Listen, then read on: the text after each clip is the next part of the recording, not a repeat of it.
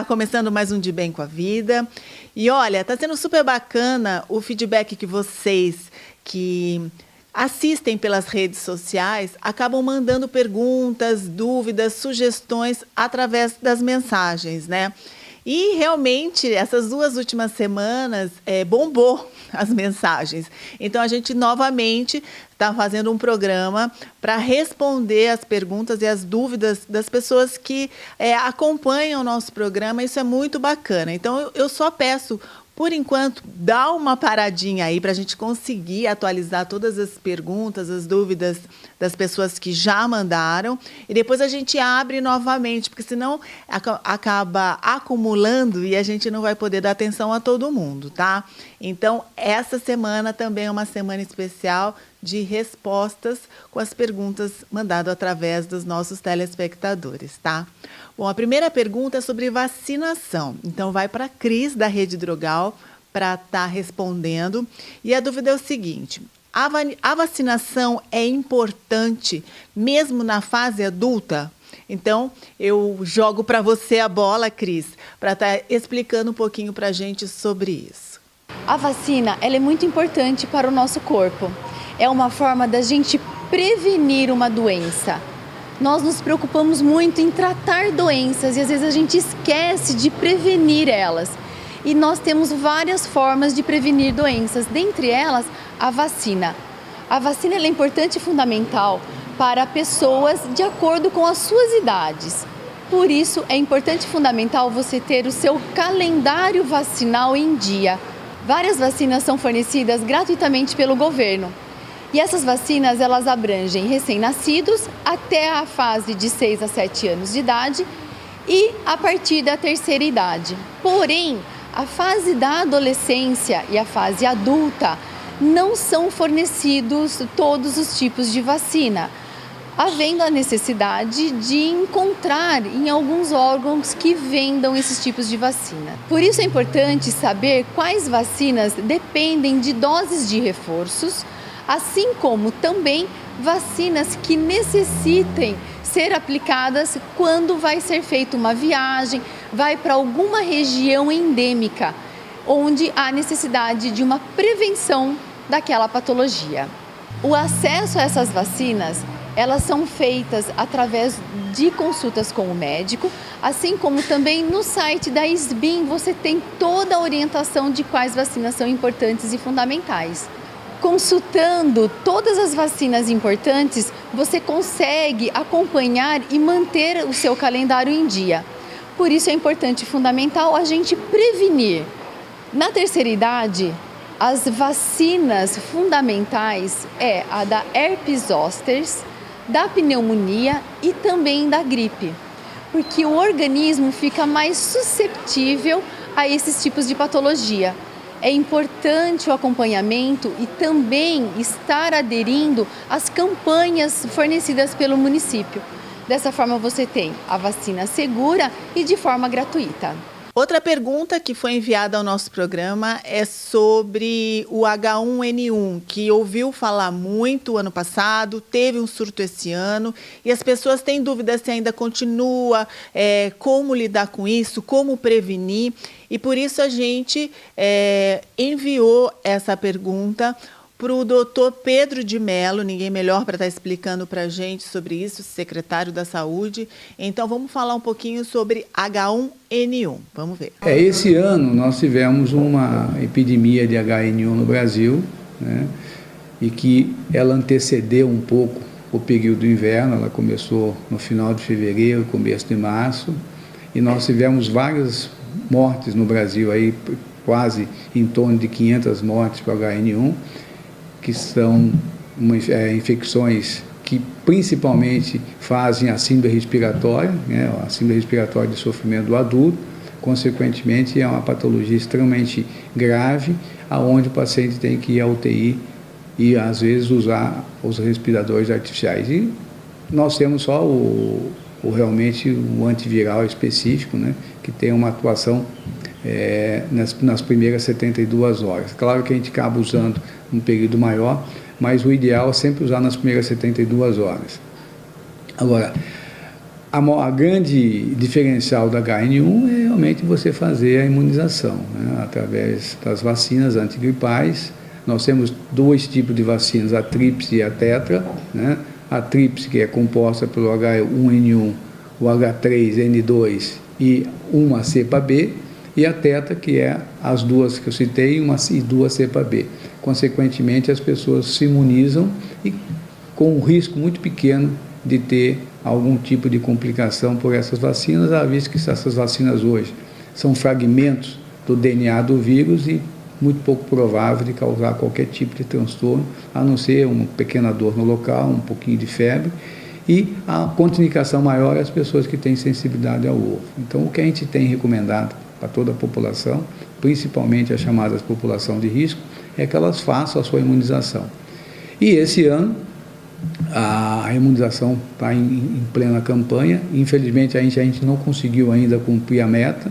A meta é vacinar em torno de 80 mil pessoas no nosso município, e com vacinas bastante disponíveis, apesar que nos primeiros dias nós tivemos aquela enchente de pessoas, mas agora parece que a população se tranquilizou e nós não cumprimos a meta ainda. Então, nós estamos pedindo para a população, nessa faixa etária de 6 meses a 5 anos, as grávidas, as puérperas, os idosos acima de 60 anos e as pessoas que têm comorbidade, que procurem os seus postos de saúde e se vacinem. A vacina, o H1 não sofreu mutação, é a mesma do ano passado, consequentemente as pessoas que se imunizaram no passado estão com resistência ainda esse ano. Mas mesmo assim, é recomendado que as pessoas se vacinem para que possa ter imunidade por mais um ano. Então, o ideal, ainda a melhor forma de você fazer a prevenção contra a vacina contra o HN1, é fazer a vacinação. O interessante foi que teve várias perguntas em relação ao câncer, né? Como descobrir, quais são os sintomas, por que hoje a gente ouve falar com muito mais frequência pessoas que obtêm essa doença. E a gente enviou essa pergunta para o Dr. André Lourenço, que é especialista nisso, onde ele vai explicar um pouquinho para a gente sobre o câncer. Vamos ver. Bom, o câncer é uma doença caracterizada pela proliferação anormal de células de qualquer parte do nosso corpo. Ocorre um desequilíbrio na produção das células, elas começam a se proliferar de uma forma irregular, de uma forma geralmente mais intensa e com uma diminuição da mortalidade da própria célula. E aí aquele determinado tecido do corpo começa a crescer e ocupar um espaço indevido. E, principalmente, ele libera células que vão para outra área do corpo, não a área original onde as células deveriam estar, e que isso acaba caracterizando o que a gente chama de metástase. A origem do câncer ou dos tumores malignos, né, que são sinônimos, é multifatorial, depende das condições genéticas ou da predisposição do indivíduo e da exposição do indivíduo ao meio ambiente. E o meio ambiente engloba toda a exposição que a gente tem em relação à ingestão de alimentos, a substâncias químicas que a gente ingere, incluindo também a exposição ao meio ambiente. A exposição ao meio ambiente faz parte a ingestão de alimentos, a ingestão de substâncias químicas, o contato com substâncias químicas, o contato com radiação, o contato prévio com medicações, alguns quimioterápicos também, ao longo do tempo podem causar câncer. Sobre a incidência, existem inúmeros fatores que contribuem para o aumento e também para essa sensação de que está aumentando. Uma parte do que a gente vê é uma sensação de que está aumentando, não estatisticamente, mas principalmente porque a população vem crescendo. Então, a população cresce, aumenta o número de habitantes e aumenta o número de casos absolutos. Isso é um fato. Além disso, alguns tipos de tumores têm aumentado a sua frequência na população. E isso depende desses fatores ambientais que eu acabei de colocar, depende também do envelhecimento da população, da melhora da tecnologia, que também acarreta no aumento da tecnologia na área médica, que acarreta no aumento do número de diagnósticos.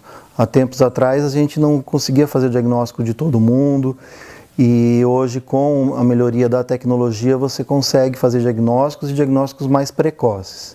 Mas uma coisa que a gente acaba vendo também com tudo isso é o diagnóstico em indivíduos mais jovens, né, em pessoas numa faixa etária mais jovem, que a gente não costumava ver antigamente, que hoje acaba aparecendo com uma frequência maior. O tratamento do câncer tem evoluído bastante nas últimas décadas, principalmente nos últimos 10 anos. É bom enfatizar que o tratamento do câncer, ele vem, conforme desenvolve-se o conhecimento sobre os tumores, e cada tumor é diferente. Um tumor de mama é diferente de um tumor no fígado, que é diferente do tumor na próstata, que é diferente do tumor linfático. E na mama existem inúmeros tumores também diferentes. Então, o desenvolvimento é um desenvolvimento mais personalizado do tratamento. Cada tipo de tumor vem apresentando uma resposta diferente a determinados esquemas de tratamento. E o desenvolvimento desse tratamento personalizado faz com que se aumente bastante a incidência de cura e, nos casos que não são curáveis, de controle da doença e melhor qualidade de vida, melhorias no dia a dia do indivíduo que tenha câncer. A nova onda, né, da medicina olha para partes das células, do DNA da célula, de proteínas das células, e as novas drogas são direcionadas para agir em locais intracelulares, onde o tumor começa e faz com que se iniba a produção daquelas células malignas no indivíduo. É como a gente diz, que é um tratamento-alvo. Todo mundo sabe que a água é fundamental para várias necessidades do nosso organismo, e um deles é a hidratação corporal. Então, a pergunta inclusive foi da Ana, se eu não me engano, Ana Viviane dos Santos, que mandou para a gente perguntando qual a relação da água no inverno com a hidratação da pele. Por isso, né, de volta ao nosso programa, a clínica da doutora Camila Caetano, e a doutora Vivi, vai falar para a gente, explicar qual é a relação e a importância de se hidratar, principalmente no inverno, e as consequências que causa na nossa pele. Vamos conferir. Todos nós sabemos que a água é essencial para a pele. Então, manter a pele hidratada é muito importante para manter a barreira cutânea. O que é isso? A proteção que a pele garante contra infecções, fungos, bactérias, e também para manter a pele livre de inflamações, as famosas dermatites. Uma pele seca, ela pode gerar um eczema, que é uma dermatite, só pelo fato da pele estar seca, levando a coceira, irritação da pele. Para isso, é muito importante beber no mínimo 2 litros de água por dia. A gente sempre orienta que o paciente use um copo ou uma garrafinha para estar ali medindo ao longo do dia para chegar nessa taxa mínima. Vocês vão ver que a pele vai melhorar, a textura da pele, vai ficar uma pele com mais brilho, uma pele com mais turgor, uma pele mais cheia. E aproveitando esse tema da água, vou falar um pouquinho sobre a água termal. Então, nós usamos muito na dermatologia, a água termal é ótima para tratar algumas inflamações, para pós-procedimento, para o dia a dia ela pode ser usada também como demaquilante, pode ser usada na praia para repor as perdas ali da transpiração, porque ela tem sais minerais, né, que ajudam, são antioxidantes e ajudam na hidratação da pele. E atualmente nós temos uma outra novidade, que é uma água desenvolvida pela indústria com acréscimo de ativos anti-inflamatórios, também com essa mesma ideia da água termal, para ser usada no pós-procedimento e também no dia a dia. Agora a nossa pergunta vai para a doutora Carolina, que ela é a nossa oftalmologista, em relação hoje em dia à degeneração macular, tá? A pergunta foi, ela realmente só acomete para pessoas acima de 60 anos ou não? E nós enviamos a ela e ela vai responder para a gente agora. Respondendo a sua pergunta, a degeneração macular relacionada à idade é uma doença que realmente atinge pacientes mais velhos, geralmente acima dos 60 anos. A retina se degenera, a visão central vai piorando e por isso o paciente vai perdendo a visão. É uma doença que atualmente tem sido muito estudada, tem aparecido novos tratamentos e ela é dividida em 2 tipos, o tipo úmido e o tipo seco. Os tratamentos mais modernos geralmente são para o tipo úmido, o tipo seco é mais restrito em tratamento, mas é uma doença que tem sido hoje muito estudada por conta de que a população está envelhecendo e é uma doença que realmente tem a ver com o envelhecimento. Então, pacientes jovens não vão apresentar degeneração macular relacionada à idade. A gente gravou até semana passada falando com o nosso campeão olímpico, né, de karatê, o Hernani, e nós falamos sobre suplementação, falamos sobre vários assuntos referente a atleta, e calhou com a pergunta da Márcia de Moraes, que foi: o que é o Whey Protein e para que serve? Por isso a gente encaminhou essa pergunta para a nossa nutricionista Milena Beccari. Vamos ver. Whey Protein. O que é o Whey Protein? É um suplemento muito utilizado atualmente, é um dos melhores suplementos de proteína que você pode tomar pensando no aumento de massa muscular, quando você faz um treinamento para hipertrofia. E o Whey Protein é uma proteína do soro do leite. Ela tem 3 versões, tem a versão isolada, que é só a proteína, tem a versão concentrada, que é uma quantidade maior dessa proteína, mas pode ter outros componentes junto nessa fórmula, um carboidrato, uma gordura, ou a versão hidrolisada, que já é essa proteína parcialmente digerida. Normalmente é o que tem o efeito mais rápido e é o que dá menos efeitos colaterais, como gases, acne, enfim, e é o que digere mais rápido. Como tomar Whey Protein? Existem N tipos de Whey Protein no mercado, de vários preços, uns muito caros, outros bem mais acessíveis, mas o que é importante é não exagerar na quantidade de Whey. Por quê? Ele também tem dose para fazer efeito, não é quanto mais toma, mais efeito tem. Então o organismo tem um limite de absorção de Whey Protein por horário que você toma. Não adianta você tomar mais e achar que o corpo vai ter um efeito maior com isso de construção muscular, porque não vai ter. E vai até prejudicar e você vai gastar mais do produto e vai gastar mais dinheiro. E não são suplementos baratos normalmente. Tem profissionais que indicam depois do treinamento, também pensando numa recuperação. Tem profissionais que indicam antes do treinamento ou antes e depois do treinamento. Você precisa verificar o que o seu profissional que está te auxiliando acha que é o mais interessante. O Whey Protein pode fazer parte de algumas receitas, mas o ideal é não aquecer demais. Então essa moda de bolinho de whey, panqueca com whey, precisa tomar um pouco de cuidado porque é uma proteína que ela pode degradar com a temperatura. Então você pode estar utilizando e não tendo o resultado que você espera. É muito interessante em relação ao resultado porque ajuda mesmo na construção de massa muscular. O Whey Protein pode ser tomado isolado, sozinho, ou pode ser tomado em conjunto com outros suplementos, mas com certeza é uma ótima opção para quem pretende ter ganho de massa muscular. Bom, essa pergunta da Ana Maria Pereira em relação a estresse vem tudo a ver com a nossa vida hoje em dia, essa vida moderna, agitada, onde a gente tem vários afazeres, né, doméstico, no trabalho, com a gente mesma.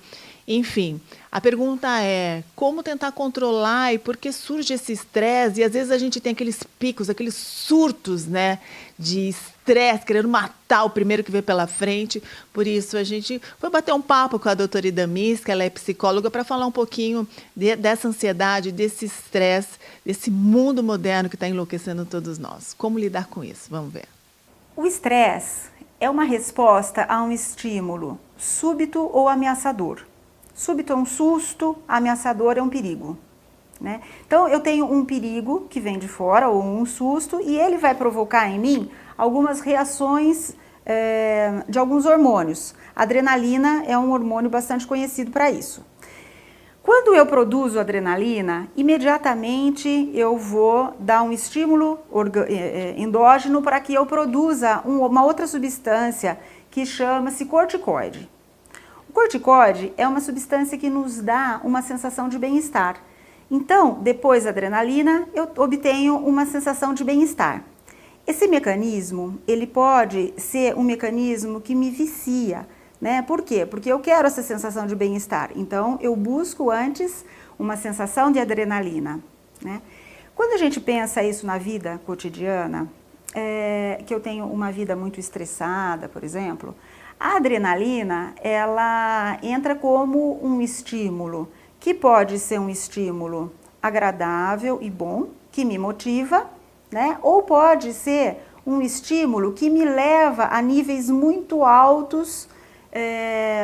O estresse pode ser um estímulo que me leva a níveis muito altos de adrenalina e de corticoide, né? O corticoide é uma substância que dá a gente se vicia no corticoide. Então, para a gente interromper esse ciclo de adrenalina e corticoide, se eu não tenho o elemento estressante, eu preciso colocar um outro elemento para que eu possa produzir adrenalina e depois produzir o corticoide, como por exemplo uma atividade física. É importante lembrar que o estresse ele não é só nocivo, né? Um pequeno estresse é importante para que eu me mova, para que eu busque novas oportunidades na vida, novos trabalhos, novos estímulos na vida mesmo. Agora, quando o estresse passa de um nível que eu tenha a possibilidade de uma autorregulação, né? Quando o estresse, eu passo por uma situação estressante, não consigo relaxar. Outra estressante, não consigo relaxar. Esse acúmulo de situações estressantes pode me levar para uma situação muito mais grave, que a gente identificou, que o mundo hoje dos consultórios identifica como a síndrome do burnout. Então, a dica para isso é que a gente possa, se a gente conseguir eliminar alguns agentes estressores, colocar sempre uma atividade física, que a gente possa estar produzindo a nossa adrenalina por ela, e não por uma briga, por uma discussão, tá? Acho que esse é o caminho mais interessante. E não esquecer que uma dosezinha de estresse ela é importante para que a gente construa a vida. Porque se a gente não tiver nenhuma dose de estresse, a gente também não sai do lugar.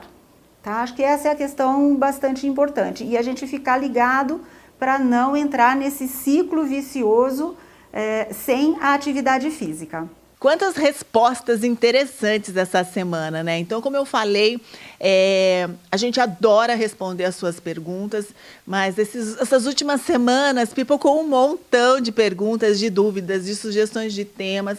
Então, a gente aos poucos vai colocando em dia para não deixar ninguém aí sem resposta. Então, eu peço para vocês esperarem um pouquinho, tá? E daqui um mesinho, mais ou menos, vocês podem começar a enviar as mensagens, porque a gente gosta de responder todo mundo.